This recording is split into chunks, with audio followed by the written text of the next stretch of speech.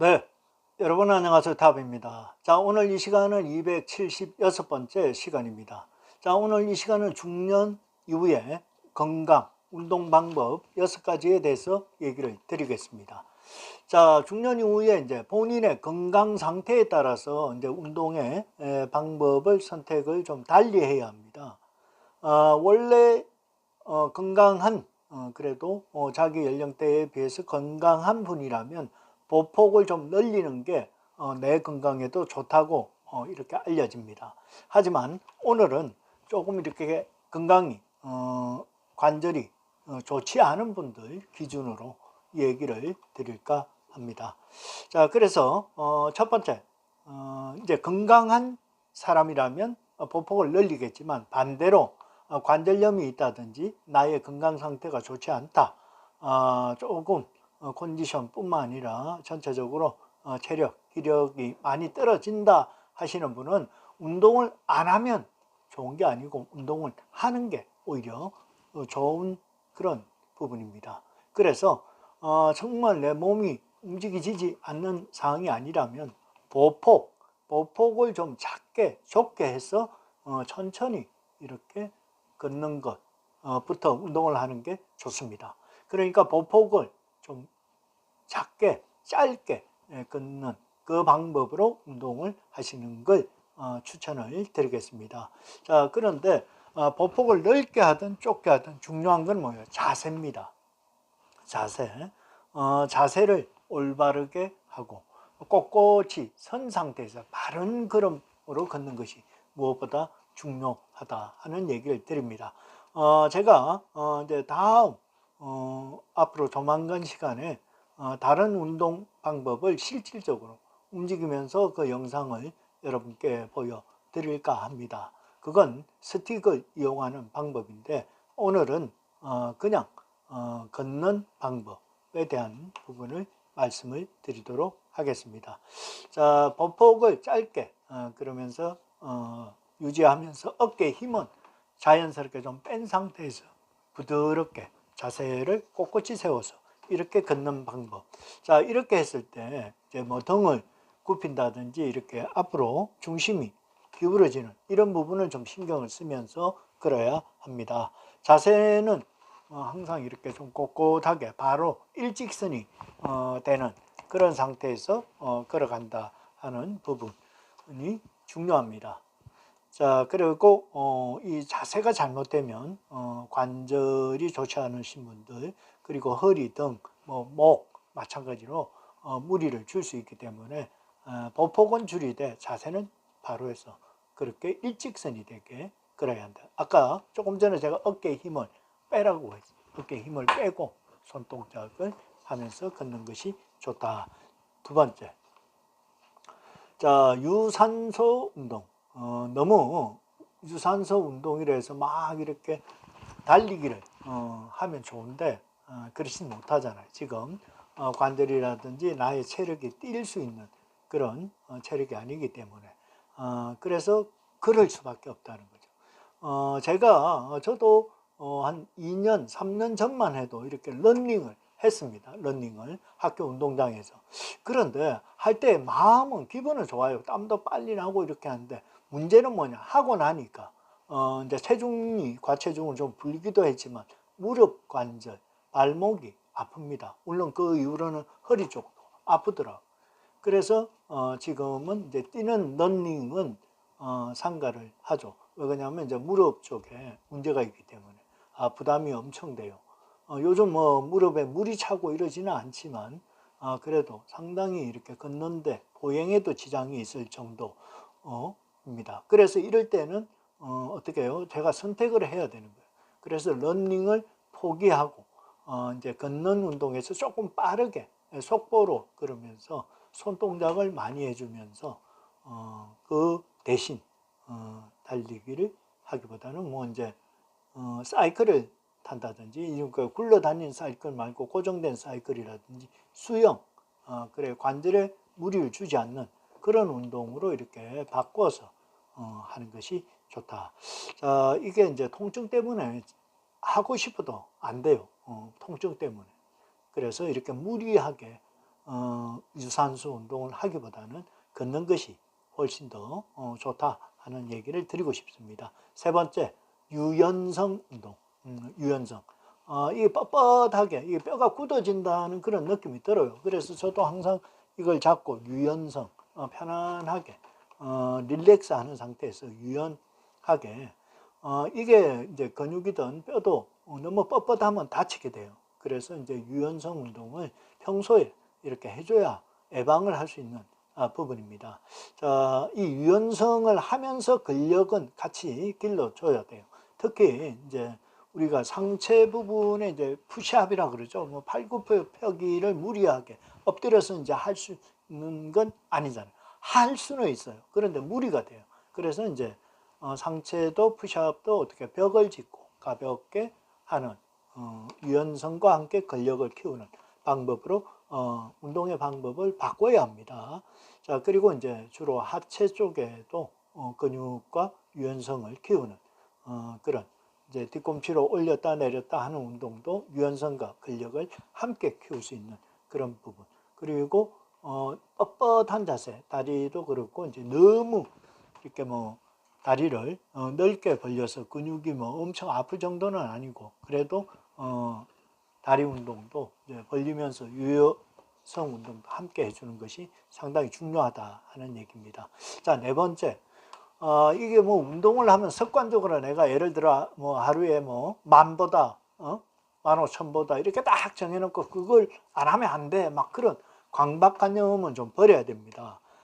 그래서 이게 뭐 내 몸 그날 따라서 컨디션이 달라요. 바깥에 이제 날씨가 흐리고 비 오고 날씨가 맑을 때 상태에 따라서 컨디션이 다릅니다.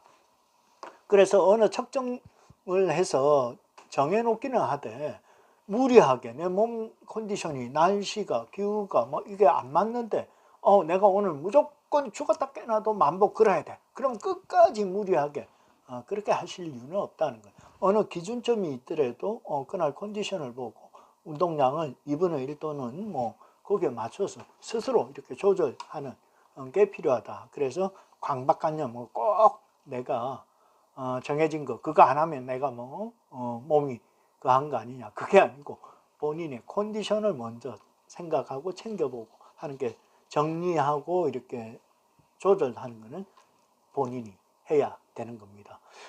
그렇잖아요. 적당한 건 이해가 되는데 너무 과한 거는 결국은 더 해치게 되는 그런 결과를 낳기 때문입니다. 자, 그리고 다섯 번째, 이렇게 보면 운동 전에 저도 가끔은 그래요. 저도 요즘은 근데 워밍업, 준비 운동이라 그러죠. 특히 중년 이후에는 이 관절이 좋지 않고 이럴 때는 항상 준비 운동을 들어가기 전에 가볍게 호흡부터 해서요.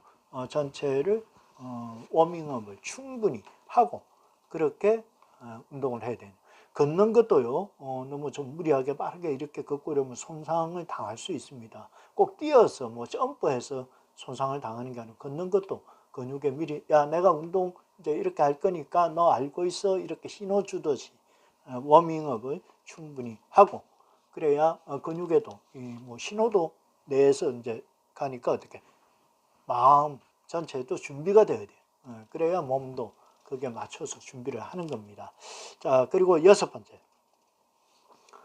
이게 이제 타임이라고 그러죠. 운동을 아침에, 점심에, 저녁에 막 이렇게 무리하게 운동을 한다든지 이 몸이 쉴 수 있는 시간을 줘야 되는데 몸이 쉬지도 안 하고 회복도 안 했는데 막 무조건 운동이 등산이 최고야. 충분한 휴식도 없이 무리하게 뭐 예를 들어 아침에 수영장 갔다가 오후에 사이클 타고 저녁에 막 걸어야 되고 그거 참 오히려 해가 된다. 너무 과하면 해가 된다. 그리고 몸도 충분한 휴식을 주면서 운동을 하는 것이 중요하다. 특히 이제 관절이 안 좋다든지 뭐 요즘 고관절도 문제가 많더라고요. 무릎 관절, 그 다음에 발목, 허리 협착증 뭐 이래 등등 이래 많은데 뭐 협착증에 뭐 좋다 이래가지고 수영만 너무 무리하게 막 오전 내내 하고 오후에 가서 또 내내 하고 결국은 어떻게 해요? 좋은 게 아니다. 그래서 몸에도 충분한 휴식을 주면서 운동을 해야 한다 하는 얘기를 드립니다. 자, 오늘 중년 이후 이제 건강이 관절이 이렇게 좀 좋지 않은 분들 6가지 운동 방법에 대해서 얘기를 드렸습니다. 그래요. 참 쉽지 않은 거예요. 운동을 안 하는 것보다 하는 게 좋은데 하면서 너무 과하면 안 하면 못하다. 자, 그래서 그 결정은 선택은 의사가 해주는 게 아니고요. 누가 아무도 안 해줘요. 내가 해야 돼. 선택은. 하기는 해야 돼요. 그런데 선택은 조절은 누가 해야 된다? 내가. 내 몸은 내가 제일 잘 안다 하는 얘기 드리도록 하겠습니다. 자, 감사합니다. 탑이었습니다. 네, 여러분 안녕하세요. 탑입니다. 자, 오늘 이 시간은 시간의 소중함에 대해서 여러분과 함께 얘기를 나눠볼까 합니다. 오늘 277번째 시간입니다. 자, 중년 이후에 시간이 참 빠르게 흐른다, 세월이 참 빨리 간다 하는 부분을 공감하시게 될 겁니다.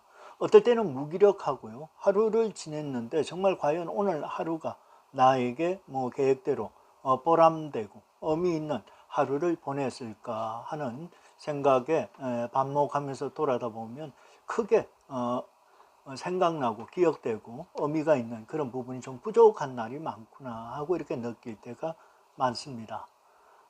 참 세월이 중년 이후에는 시간 관리가 얼마나 중요한지 다시 한번 느끼게 되는 그런 부분이고요. 일을 만들어서 계획해서 새로운 세상에 도전하는 것, 이것 또한 중요하리라 다시 한번 생각을 합니다. 자, 10년이란 세월이 얼마나 귀한지 이런 걸 묻고 싶으면 지금 명퇴를 하신 분들, 뭐 50대든 60대든 이분들에게 물어보면 10년이란 세월, 10년 전에 내가 조금만 더 준비를 했더라면 지금 이 노후가 훨씬 편하지 않을까. 그 10년의 귀함을 다시 한번 느낄 겁니다. 퇴직 전에 좀 더 내가 미리 10년만 준비했어도 노후가 훨씬 지금보다 편했을 것인데 그런 생각을 하게 되고 10년의 그 시간이 아주 귀하게 느껴질 겁니다. 이와 함께 4년의 시간이 얼마나 귀한지 저도 이렇게 뭐 대학 생활을 해봤지만 정말 그 학교 생활을 하는 동안은 시간이 왜 이렇게 안 가? 좀 피곤하고 짜증날 때도 있죠. 그랬는데 정말 지나고 졸업을 하는 시점이 되니까 4년이 좀 더 내가 그 시점에서 더 노력을 하고 더 좀 더 보람된 일들을 했더라면 나의 미래가 좀 더 좋아지지 않았을까 하는 그런 생각도 했어요. 물론 이제 취직이 되었기 때문에 기쁜 마음으로 다음 또 일상의 또 기대로 돌아가긴 했지만 지금 생각해 보면 그 4년도 참으로 짧았다. 좀 더 체계적으로 했더라면 하는 생각도 좀 아쉬움도 있습니다. 자, 1년의 세월이 정말 얼마나 귀한지 이런 걸 느끼면 이건 뭐 아마 학교 때 유급을 당한 학생들 이런 부분들은 1년 동안 내가 놀고 먹고 할 게 아니고 공부를 열심히 했어야 되는데 그런 후회도 하지 않을까 하는 생각이 듭니다. 우리가 젊었을 때 다들 이렇게 또 이제 뭐 군 생활이라든지 하게 되면 그 2년, 3년의 시간이 요즘은 뭐 짧아졌지만 상당히 귀한 시간으로 또 이렇게 기억이 될 겁니다. 일주일의 시간이 얼마나 또 귀하냐, 거기에 뭐 직종에 따라서 이런 일을 하시는 분들은 일주일의 시간도 금방금방 다가오는 그런 부분을 또 확인하고 있으시며 한 시간에 시간이 얼마나 소중한지 이런 걸 또 알고 연애할 때 이제 뭐 정말 애인 사랑하는 사람을 기다리고 그 짧았던 연애 시간 이런 걸 생각하면 정말 금방 훅 지나가는 거구나 하고 의미를 알 겁니다. 자, 1분의 시간이 얼마나 소중한지를 또 알게 되면 앞에 뭐 버스를 놓쳤다든지 차를 놓쳤다든지 지하철을 놓쳤다든지 이런 경우 1분 내가 1분 늦게 와서 정말 떠나보내 그 차 그리고 내가 이제 이 차를 타야 약속 장소를 갈 텐데 내가 뭐 다른 일 뭐로 인해서 내가 늦어서 출근길에 지각을 하고 이런 거 1분 차 한 대 놓치면 그렇잖아요. 그런 경험들도 있는데 버스 같은 경우는 뭐 10분 배차, 요즘은 좀 빨라지긴 했지만 그래도 내가 놓친 그 때문에 뭐 출근에 지각을 한다든지 그런 부분도 상당히 아쉬운 그런 부분, 시간의 소중함을 다시 한번 깨닫는 그 시점이 되기도 합니다. 자, 1초의 기한, 시간이 얼마나 소중한지 이런 걸 보면 뭐 사고가 날 때 이러면 간발의 차이로, 제가 기억하던 그 뭐 서울의 삼풍 붕괴 사고 같은 거, 성수대교 뭐 이런 부분들, 순간에 찰나잖아요. 내가 거기서 나왔던 사람들 얘기 들어보면 내가 그냥 조금 일찍 나왔고 이런 것 때문에 사고를 피했던 이런 사람들의 얘기 보면 그 찰나 그게 얼마나 중요한지 또 의미를 알 수 있는 것 같습니다. 자, 그 다음 100분의 1초, 이거는 뭐 육상이라든지 금메달을 딴 사람, 은메달 딴 사람, 이런 사람들의 진짜 100분의 1초를 가지고 금과 은이 결정이 되는 뭐 선수들에게도 상당히 의미가 있는 그런 0.001초 차이 뭐라든지 이런 대단한 그런 시간 소중함을 느끼게 됩니다. 자, 이와 같이 시간은 그래요. 아무도 기다려주지 않는다는 거. 찰나 순간이 깜빡하는 순간에 우리가 눈 한번 깜빡하는 사이에 시간도 흐르고 세월도 흐르고 세상은 변해간다는 겁니다. 자, 그래서 중년 이후에 이 시간 관리는 더더욱 의미 있게 다가오고 시간을 관리를 잘 하는 사람만이 중년 이후의 삶을 성공적으로 살아갈 수 있다 하는 얘기를 드릴 수 있을 것 같습니다. 감사합니다. 타업이었습니다. 네, 여러분 안녕하세요. 타업입니다. 자, 오늘 이 시간은 278번째 시간입니다. 오늘 이 시간은 현대인의 정신건강 4가지에 대해서 얘기를 여러분과 함께 해볼까 합니다. 첫 번째는 번아웃 증후군입니다. 그리고 두 번째는 우울증, 그리고 세 번째는 무기력증, 네 번째는 불안장애. 현대인들을 괴롭히는 이 4가지 정신건강에 대해서 오늘 얘기를 좀 나눠볼까 합니다. 자, 첫 번째, 월요일도 아닌데 회사가 싫고 회사 가기도 싫고 뭔가 이렇게 막 쫓기는 듯한 그런 느낌을 가진 이런 부분이 이제 번아웃 증후군입니다. 과도한 업무 스트레스 때문일 수도 있고요. 극도의 피로감 그리고 무기력감을 느끼는 그런 상태입니다. 심지어 휴식을 취해도 회복이 되지 않고 6개월 이상 지속될 수 있다. 저도 그런 경험이 좀 있었던 것 같아요. 막 이거 자고 일어나도 몸이 막 회복이 안 되고 이런 게 있었던 것 같은데 요즘은 이제 그런 부분이 좀 덜하죠. 자, 주로 책임감이 강하고 스트레스를 해소하지 못하는 사람들에게 많이 나타난다. 자, 번아웃 증후군은 에너지 고갈, 그리고 부정적인 생각, 냉소주의 등 증상을 동반한다. 자, 충분한 휴식과 균형 잡힌 식사, 그리고 취미생활을 통해 스트레스를 관리하는 것이 중요하다. 증상이 심할 경우는 병원을 찾아서 전문의의 상담을 받는 것이 필요하다. 자, 스트레스 관리하는 게 말처럼 그렇게 쉽습니까? 그게 잘 안 되니까 그게 문제죠. 일단은 뭐 충분한 휴식 그리고 균형 잡힌 식사가 중요하다 하는 얘기를 드릴 수 있고요. 정도가 심하면 전문의와 상의를 하는 것이 좋다 하는 얘기입니다. 그런데 우리가 뭐 일반적으로 정상적인 우리 입장에서 정신과를 간다 하면 아직도 사회적으로는 그렇게 쉽게 편리하게 편하게 갈 수 있는 그런 과는 아닌 것으로 보고 저 역시도 아직은 뭐 정신과를 간다든지 이런 부분은 뭐 없는 상황이고 쉽지는 않은 그런 부분이 있긴 합니다. 자, 그 다음 나도 모르게 기분이 울적한 우울증. 비가 올 때 한 번씩 기분이 다운이 되고 이럴 수는 있지만 본인도 모르게 이렇게 우울하다는 걸 느끼게 되면 이건 상당히 또 좀 문제가 있는 그런 부분입니다. 단순한 이런 슬픔 그런 부분이 아니 장기간 우울한 감정이 지속될수록 이거는 뭐 우울증, 질환으로 이렇게 볼 수 있는 부분입니다. 자, 우울증이 있으면 슬픔과 불안이 커지고 일상적인 일에서 즐거움을 느끼지 못한다. 수면 장애나 식욕 저하 그리고 무기력 등을 증상이 동반이 되는 부분이다. 남성은 평생 5에서 12% 정도, 여성은 10에서 25% 정도가 우울증에 걸릴 확률이 있다는 통계가 있습니다. 자, 우울증 예방을 위해서는 규칙적인 생활 습관, 취미 활동, 그리고 필요시 이것도 뭐 전문가와 미리 상담을 하는 게 예방을 하는 데 필요하다 하는 얘기입니다.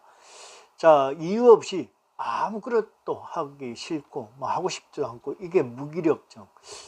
저도 느꼈던 것 같아요. 아무것도 하기 싫어. 그냥 귀찮아.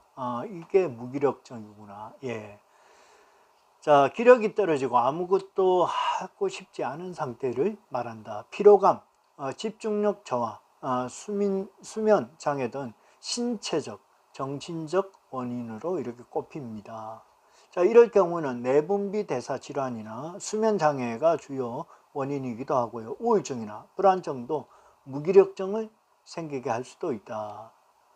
자, 이렇게 원인 질환에 맞는 치료법을 또 적용을 해야 된다. 규칙적인 생활, 그리고 충분한 수면, 적절한 운동 등이 도움이 되고 가벼운 운동 등을 통해서 신체적 활력을 찾는 것이 무기력증 예방에 효과가 있다.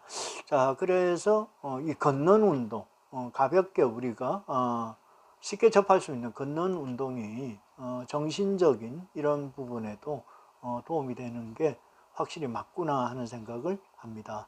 자, 마지막 네 번째입니다. 현대인에게 가장 취약한 불안장애, 뭐 연예인들이 공황장애를 겪는다 이런 걸 뭐 언론을 통해서 많이 보는데 불안장애 이 자체가 이제 공황장애도 포함이 되는 그런 부분입니다. 자, 과도한 불안과 긴장을 특징으로 하면서 범불안장애, 공포증, 그리고 공황장애, 사회불안장애 등이 속합니다. 불안장애는 뇌에 신경전달 물질이 이상이 있고 유전적 요인, 환경적인 스트레스 등이 원인으로 작용이 됩니다. 범불안장애는 광범위한 불안을 동반하고 공포증은 특정 대상에 대한 비현실적인 두려움을 느끼는 증상이다. 일어나지 않을 일을 미리 염려하고 걱정하고 뭔가 예민하게 반응하는 이런 부분들도 다 포함이 되네요. 자, 공황장애는 짧은 시간 동안 극도의 불안감과 공포감을 느끼면서 사회불안장애는 사회적 상황에서 과도한 공포를 경험한다. 자, 공포증도 불안장애의 하나이다. 공포증은 어떤 대상이나 상황 앞에서 비현실적인 두려움이나 불안이 생겨 그 대상을 상황을 피하게 된다. 미리 겁을 낸다. 그런 치료는 주로 항불안제와 항우울제, 인지행동 치료 등이 사용이 된다. 자, 요즘 현대사회를 살아가는 현대인들이 정신적인 이런 고통을 많이 겪고 있습니다. 그래서 육체의 건강도 중요하지만 맑고 깨끗한 정신 건강도 상당히 중요하다 하는 얘기를 드리면서 오늘 네 가지에 대해서 알아봤습니다. 감사합니다. 타압이었습니다. 네, 여러분 안녕하세요. 타압입니다. 자, 오늘 이 시간은 279번째 시간입니다. 오늘 중년의 삶의 대처라는 제목으로 여러분과 함께 얘기를 나눌까 합니다. 자, 아무래도 이제 우리가 중년 이후 정신건강, 건망증이라든지 치매, 여러 가지 우리 건강에 대한 부분, 그리고 내 삶에 있어서 어떤 의미를 부여하는 그런 마지막의 단계로 이제 접어드는 그 준비 과정이다 하는 얘기를 드리고 싶습니다. 자, 그래서 기억력, 그리고 치매, 이런 건 이제 잊어버리고 망각하는 게 뭐 우리가 다반사입니다. 이걸 뭐 부정한다고 되는 게 아니고 어쩔 수 없이 세월이 흘러감에 따라서 우리가 내 세포가 아무래도 젊을 때보다는 당연히 작을 수밖에 없고, 그렇기 때문에 한계라는 게 있잖아요. 우리가 내가 기억할 수 있는 한계가 아무래도 이제 노화와 함께 차츰 기억력이 떨어지고 쇠퇴될 수밖에 없는 상황입니다. 자, 그러면서도 우리가 이제 생각, 마음의 먹기에 따라서 나쁜 것은 잊어야죠. 아팠던 기억, 우울했던 기억, 슬펐던 기억, 이런 거는 빨리 잊어야 되지만 좋은 기억은 계속 반복적으로 가져간다면 그 망각에 대한 부분도 좀 천천히 진행되지 않을까 하는 그런 생각을 합니다. 그래서 좋은 생각을 잊어버리면 안 되겠죠. 하지만 좋은 생각도 시간이 가고 세월이 가면 잊어버릴 수밖에 없고, 그러니까 이제 좋은 기억이라는 게 좋은 추억으로 상기될 수 있도록 하는 노력이 무엇보다 필요하다. 자, 좋은 추억, 좋은 기억, 이건 결국 내 인생에, 내 생활에 있어서 어떻게 행복이라는 단어로 이렇게 돌아오게 됩니다. 그래서 뭐 지난 거에 대해서 너무 연연하지 마라, 추억하지 말라, 간직하지 말라 하는데, 저는 좋은 추억, 좋은 기억은 간직하는 게 오히려 더 행복하고 그리고 기억에도 도움이 된다는 얘기를 드리고 싶습니다. 그런 좋은 기억은 계속 반복해서 생각을 한다면 오히려 더 삶에 있어서 도움이 되지 않을까 하는 그런 생각을 합니다. 자, 우리 일반의 인간, 대부분의 사람들은요, 이 좋은 생각도 30분이 지나면 잊어버리게 돼요. 조금씩 잊기 시작을 합니다. 그런데 하루가 지나면, 하루 동안에 있었던 일, 하루가 지나게 되면 70% 정도는 잊어버립니다. 그리고 어제 했던 게 사실 뭐 잘 기억이 안 나는, 의미가 없고 내가 그냥 평상시처럼 지나간 거는 잘 기억이 요즘 안 나는 그런 상황이 많아요. 그러니까 하루만 지나도 거의 70%는 기억에서 사라진다는 거예요. 이건 뭐 현실인데 이걸 뭐 아니라고 나만 아니라고 우겨서 될 일은 아니다는 거예요. 자, 그래서 좋은 생각은 저절로 기억되는 건 아닙니다. 그래서 좋은 생각을 잊지 않게 반복해서 읽고 보고 듣고, 그래서 기억에 자꾸 좋은 기억으로, 추억으로 암기시키고 하는 그런 연습이 필요하다. 그게 이제 반복 연습이죠. 반복. 이 꼭 기본하고 똑같은 거예요. 읽고 보고 듣고, 그래야 좋은 추억들이, 기억들이 오랫동안 지속될 수 있도록 내 스스로, 본인 스스로가 이렇게 만들어야 된다는 겁니다. 자, 좋은 생각을 없애버리는 망각, 그러니까 기억을 지워버리는 이런 부분은, 이 망각, 기억을 지워버리는 거, 이걸 막는 방법은 뭐예요? 계속 기억하고 생각하고 좋은 추억으로 암기시키는, 그건 뭡니까? 계속 반복할 수밖에 없는 겁니다. 아팠던 기억, 정말 우울했던 기억, 좋지 않았던 기억은 빨리 잊어버리고 없애버려야죠. 그건 망각의 도움을 받아야 됩니다. 하지만 좋은 추억, 좋은 기억, 정말 이런 아름다웠던 이런 부분들을 계속 반복하고 기억하고 오랫동안 간직을 해야 돼요. 왜 그러냐? 행복하기 위한 그런 중년의 삶을 더 멋지게 대처하는 방법이기 때문입니다. 자, 그래서 오늘 얘기 정리하자면 행복해야 된다. 중년 이후는 슬픈 일보다는 좋고 행복한 기억들이 더 많아야 된다는 거예요. 그러기 위해서는 아까 제가 얘기했다시피 읽고 보고 듣고, 그렇게 해서 계속 반복해서 좋은 기억을 남겨야 하겠다 하는 얘기입니다. 자, 감사합니다. 답이었습니다. 네, 여러분 안녕하세요. 탑입니다. 자, 오늘 이 시간은 280번째 시간입니다. 자, 중년의 건강을 지키기 5가지에 대해서 오늘 여러분과 함께 얘기를 나눠볼까 합니다. 자, 첫째는 공기, 두 번째는 물, 세 번째는 음식, 그리고 네 번째 걷기, 운동이죠, 운동. 그리고 다섯 번째 소금 섭취. 물론 음식과 소금은 또 입으로 먹는 거일 수도 있지만 소금은 따로 우리 건강을 위해서 좀 챙겨야 되는 부분이다 하는 얘기를 드릴까 합니다. 자, 첫 번째, 우리 공기. 사람이 기가 빠지면 안 된다 그러잖아요. 기가 빠지면 정말 사람이 거의 살아있어도 산송장 같다 이런 얘기를 듣습니다. 자, 그래서 첫 번째, 맑은 공기를 마시자. 자, 공기를 호흡을 한다는 것, 산소를 받아들인다는 것은 곧 바로 기를 받아들이는 겁니다. 양기, 좋은 기운입니다.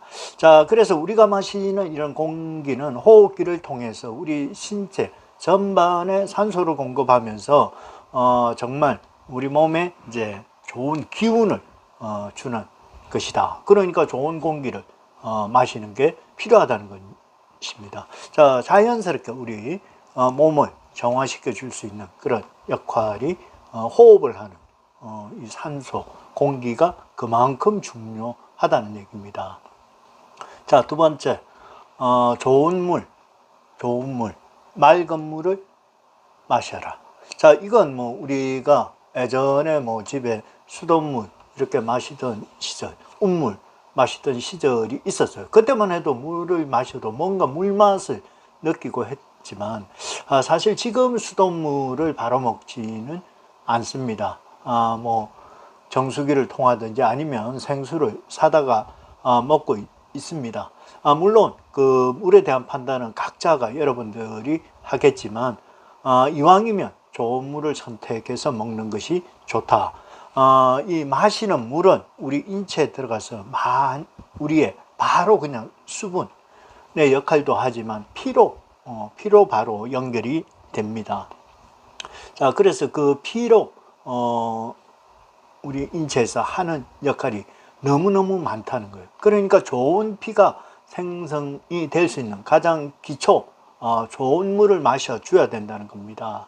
자, 그래서 우리가 먹는 음식들은 소장, 대장을 거쳐서 영양을 이렇게 만들어 가지만 물은 우리가 섭취하는 그대로 피가 되는 그런 상황입니다.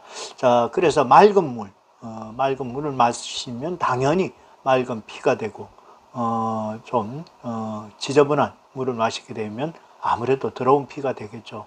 그래서 아프리카 아이들 볼 때마다 이렇게 그 정말 좋지 않은 식수를 먹는 걸 보면 참 마음이 안타까운데 이거는 그냥 우리가 육안으로 보는 거나 마찬가지로 우리 인체에 들어갔을 때는 당연히 좋은 물이 아닐 경우는 설사라든지 이런 게 동반되지 않습니까? 그만큼 좋지 않다는 거죠. 자, 그리고 세 번째, 음식입니다. 좋은 음식을 섭취해야죠. 좋은 음식. 특히 이제 우리가 중년 이후 나이가 들수록 여러 가지 건강하고 연계된 그런 게 많습니다. 무조건 좋다 해서 우리가 먹는다 해서 소화 흡수를 시켜주지 못합니다. 자, 그래서 일각에서는 채소를 많이 먹어라. 물론 소화에 부담이 없는 그런 음식을 먹는 건 좋습니다만 나이가 들수록 육식도 함께 해줘야 됩니다. 근력을 같이 균형적인 그런 측면도 생각을 해야 돼요. 무조건 나이가 먹었기 때문에 채소만 먹어야 된다? 그건 저는 아니라고 생각해요. 근력이라는 것도 나이가 들수록 더 필요합니다. 근력 운동과 마찬가지로 먹는 것도 채식을 위주로 하자고 하지만 육식도 함께 균형 잡힌 음식을 먹어줘야 되는 것입니다. 자, 여기서 조심해야 될 게 여러 가지 인스턴트 식품은 좀 가려서 먹는 게 좋고 아무래도 자연식을 선택하는 게 중년 이후에는 건강에 도움이 되지 않을까 하는 생각인데 아마 이 부분은 여러분들도 충분히 공감을 하시리라 생각을 합니다. 네 번째, 걷기, 운동입니다. 운동입니다. 뭐니 해도 내가 걷지 않고는 내 생명을 삶을 줄일 수밖에 없다. 줄인다는 게 딴 게 아니고 건강한 삶을 얘기하는 겁니다. 건강한 삶. 이런 건강한 삶을 유지하기 위해서는 내 몸을 움직여야 된다. 거기에는 가장 좋은 운동이 뭐야? 걷기 운동이 가장 좋은 겁니다. 자, 그래서 맑은 물, 맑은 공기, 좋은 음식, 균형 잡힌 이런 음식도 먹고, 그 다음은 뭐예요? 운동을 해야 된다. 걷기를 해야 된다. 자, 이렇게 이제 걷기 운동을 하고 체력으로 이렇게 좀 갖춰지고 조금 이렇게 내가 근력 운동이 좀 형성화가 되고 이럴 경우는 이제 등산이라든지 조금은 이제 평평한 코스에서 조금 난이도가 있는 것도 이렇게 도전해주고, 그렇게 되면 등산은 산은 왜 좋으냐? 산에 가면 뭐 더 좋은 공기, 산에서 나오는 그런 정말 우리 몸에 느낌이 좋다 하는 걸 스스로 느낄 수 있기 때문에 걷기 운동이 된다면 등산, 또 해변을 또 걷는 걷기 운동, 이걸 병행을 해주면 상당히 좋겠다 하는 생각을 드립니다. 당연히 운동을 하게 되면 이제 소화에도 도움이 되고 머리, 뇌에 이렇게 정말 좋은 그런 산소도 공급이 될 수 있는 부분이기도 합니다. 마지막 5번째요. 소금, 천일염, 이렇게 좋은 소금을 섭취를 해주면 좋다. 이건 우리가 여름에 땀을 많이 흘렸을 때도 이렇게 소금 섭취를 합니다만, 이 설탕은 여러분 아시겠지만 몸을 좀 차게 하는 성질이 있고, 소금은 몸을 온도를 올려주는 그런 역할을 합니다. 그런데 이제 우리가 커피라든지 여러 가지 차 종류를 통해서 음식을 통해서 설탕은 많이 우리가 직접적인 게 아니더라도 간접적으로라도 많이 섭취를 하게 되는 거예요.